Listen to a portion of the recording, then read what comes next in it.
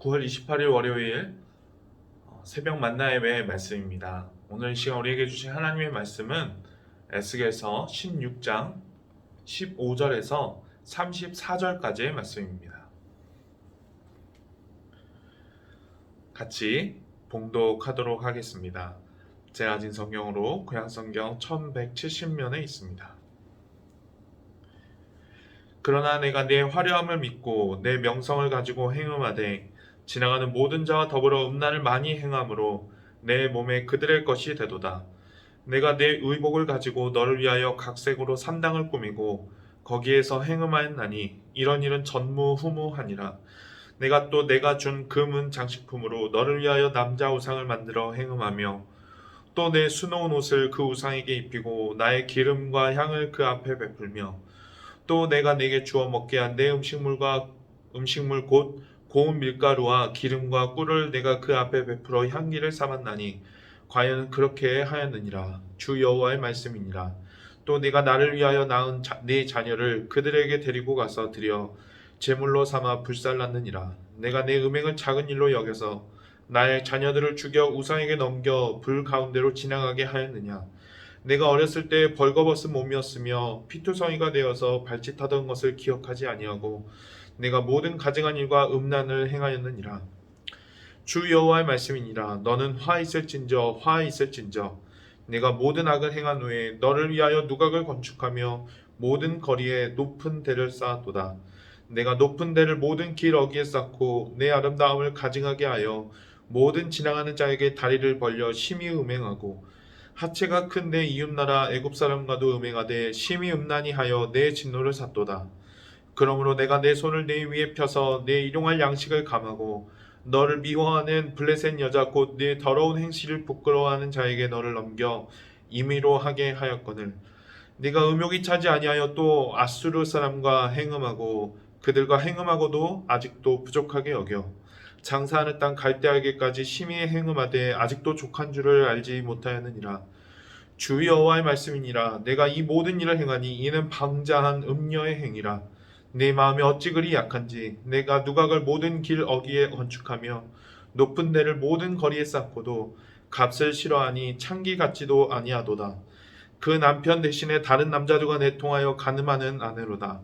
사람들은 모든 창기에게 선물을 주거늘 오직 너는 내 모든 정든 자에게 선물을 주며 값을 주어서 사방에게 와서 너와 행음하게 하니 내 음란함이 다른 여인과 같지 아니함은 행음하려고 너를 따르는 자가 없음이며 또 네가 값을 받지 아니하고 도리어 값을 줌이라. 그런즉 다른 여인과 같지 아니하니라. 아멘. 사랑하는 우리 성도님들 혹시 짝사랑 해보신 적 있으세요? 부끄러운 고백이지만 저는 되게 짝사랑했던 적이 되게 많았습니다. 많고도 또 길게 또 해봤었는데 뭐 저를 보셔서 아시겠지만 제가 뭐 그렇게 얼굴이 잘생긴 것도 아니고 그렇다고 뭐 몸매가 이렇게 잘난 것도 아니고 가지고 있던 게 많았던 것도 아니고 말주변이 또 뭐 변변치 않았던 제가 지금 생각해 보면 참 이해가 되기도 해요. 그래서 전 굉장히 좀 저 개인적으로 자존감도 낮았고 좀 열등감을 가지고 있을 때가 참 많았습니다. 지금은 웃으면서 이야기할 수 있는 거지만 한 번은 이런 일도 있었어요. 제가 교회에서 좋아하는 자매가 한 명 있었는데 이게 실용음악 전공하는 자매였습니다. 이 자매가 어느 날 그 학교에서 새벽 늦게까지 연습한다는 그 어디서 정보를 입수를 한 거예요. 그래가지고 제가 그 자매한테 점수를 따고 싶어서 그날 그 자매가 연습한다는 그날 새벽에 일찍 일어나가지고 따뜻한 커피를 2개 사들고 그 학교 앞에 갔었습니다. 그때가 11월이었으니까요. 되게 추웠죠. 새벽 11월 밤에 그 새벽에 추운 때 그렇게 커피를 사가지고 그 자매가 있는 그 실용음악과가 있는 그 건물 앞에 가서 그 자매가 나오길 기다렸었습니다. 어떻게 됐을까요? 우리 성도님도 아마 예상은 하시겠지만 그 자매 못 만났습니다. 저는 물론 기대감을 가지고 갔었지만 지금도 사실 왜 그랬는지 모르겠어요. 그 정보가 잘못된 건지 아니면 그 자매가 일찍 끝나서 가버린 건지는 잘 모르겠지만 그래서 그때 만나지 못하고 결국 새벽 3시에 가서 아침 7시에 나왔던 기억이 납니다. 차갑게 식어버린 그 커피를 다 마셔버리고 말이죠. 그러면서 마음에 낙담한 채 집에 갔던 기억이 지금도 생생합니다. 이 일이 근데 벌써 10년도 훨씬 더 된 일인데 제가 이걸 왜 기억하고 있을까요? 지금까지? 그 일이 굉장히 기억에 남는 이유가 있습니다. 그 4시간을 넘게 그 추운 11월의 새벽에 거기서 오들오들 떨고 있었던 그 추위, 그리고 거기서 혼자 그렇게 계속 있어야만 했던 그런 외로움, 그리고 주위에 사람들이 가끔씩 막 지나갔어요. 가끔씩 지나가는데 저를 이렇게 다 이상하게 쳐다보는 겁니다. 거기서 발을 동동 구르면서 막 어슬렁어슬렁 거리고 있으니까 저를 다 이상하게 쳐다보더라고요. 그리고 결국 만나지 못했을 때 그 낙심, 실망감, 그게 사실 제일 컸던 거죠. 그 마음이 지금도, 그 느낌이 지금도 생생하게 남아서 제가 지금까지 그 일을 기억하고 있는 것이죠. 나중에 이제 소식이 끊겼지만 그 자매가 이제 그 다음해 5월에 만나지 3개월 된 형제와 결혼해서 지금 잘 살고 있다는 이야기를 들은 적이 있습니다. 제가 이렇게 저의 이런 주책맞은 개인사를 왜 지금 말씀드리는 걸까요? 전 사실 오늘 말씀 읽으면서 제가 그렇게 그때 경험했던 그 주책맞았던, 그러나 이해 가능했던 그 일이 지금도 생각이 났기 때문입니다. 오늘 말씀이 하나님 말 그대로 이렇게 짝사랑하는 하나님이세요. 짝사랑하시는 하나님. 16장 처음부터 읽어보시면 오늘 이 하나님의 말씀에서 비록 사랑하지만 사랑하는 사람에게 사랑받지 못하고, 그리고 그 사랑하는 사람으로부터 오히려 배반을 당하고 배신을 당했던 그 사랑받지 못한 자의 그 비통함과 비참함과 슬픔이 오늘 이 말씀에서 그대로 묻어나고 있습니다. 그럼 유다 예루살렘은 원래 이 가나안 땅의 아모리 족속의 성이었죠. 예루살렘은 이 다윗 왕 때에 정복됐던 성이었습니다. 다윗 왕 때에 정복해서 이제 유다 땅이 된 거죠. 하나님은 이런 예루살렘을 막 태어났으나 버려진 여자 신생아이, 신생아라고 비유하십니다. 하나님은 피투성이와 같이 버려진 그 여자아이를 불쌍히 여기셔서 그 아이를 살리고, 그리고 잘 키워서 어여쁜 소녀가 되기까지 잘 양육하였습니다. 그리고 그 소녀가 혼인 언약을 맺고, 그래서 그 소녀가 결국은 왕후의 지위까지 오르게 되는 그런 역사의 그 이야기를 이렇게 비유를 들어서 설명하고 계십니다. 그런데 어떻습니까? 하나님과 언약을 맺은 이 여자가 바람을 피기 시작하는 것이죠. 이 예루살렘이 하나님을 배반하기 시작한 것입니다. 성경에서는 이렇게 하나님 대신에 우상을 섬기고, 그리고 이렇게 다른 나라들, 하나님 외에 하나님을 의지하지 않고 다른 나라의 힘을 의지하는 이런 모습들을 자주 이렇게 간음하는 것, 음행하는 것에 비유합니다. 예루살렘이라는 이 소녀를 아름답게 해주고 그때까지 잘 키워주고, 그래서 왕후의 지위까지 오르게 하였는데 돌아온 것은 무엇이었죠? 이 하나님께 돌아오게 된 것은 결국 배반뿐이었어요. 멸시뿐이었다 이 말입니다.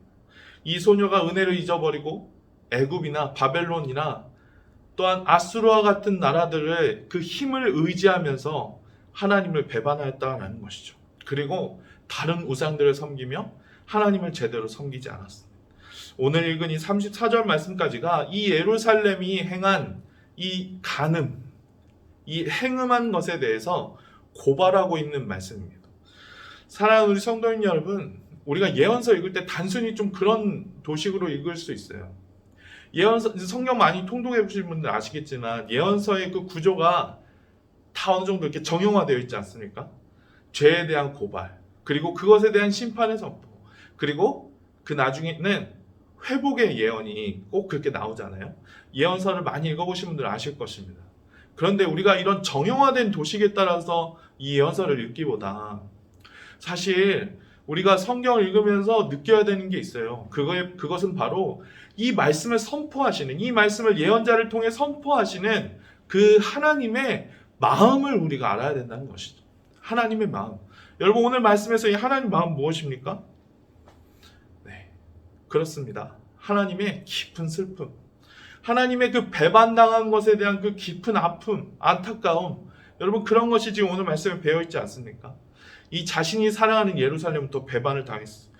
이 예루살렘은 그런데 스스로 우상에게 자기 자신을 팔아버렸다고 오늘 말씀합니다. 그래서 자기 자식들 막 우상 가운데 불사르게 막 내어주고, 그리고 아수르, 바벨론, 애국과 같은 나라들한테 몸을 팔았는데 오히려 돈을 받는 게 아니라 돈을 주면서 몸을 팔았다. 오늘 말씀 그렇게 말하고 있습니다. 여러분 이거 얼마나 안타까운 상황이에요. 근데 그런데도 몰라요. 이 예루살렘이 그런데도 알지 못한다 이 말이에요. 하나님은 여전히 예루살렘을 사랑하시는데, 그러나 예루살렘은 어떻습니까? 이런 하나님의 사랑을 알지 못하고, 그래서 그 하나님을 향해서 차갑게 등을 돌려버린 이 상황, 여러분 이게 하나님께 얼마나 이게 지금 가슴 아픈 상황인지를 오늘 말씀 말해주고 있습니다. 여러분 우리가 그 짝사랑하시는 하나님, 그리고 배반당하고만 하나님의 마음에 조금이라도 공감한다면, 우리가 하나님께서 나에게, 나의 삶에 내가 지금 하나님보다 더 사랑한다고 생각하는 그런 우상들, 내가 하나님보다 더 의지하는 이런 것들에 대해서 내가 버릴 수 있어야 하지 않겠습니까?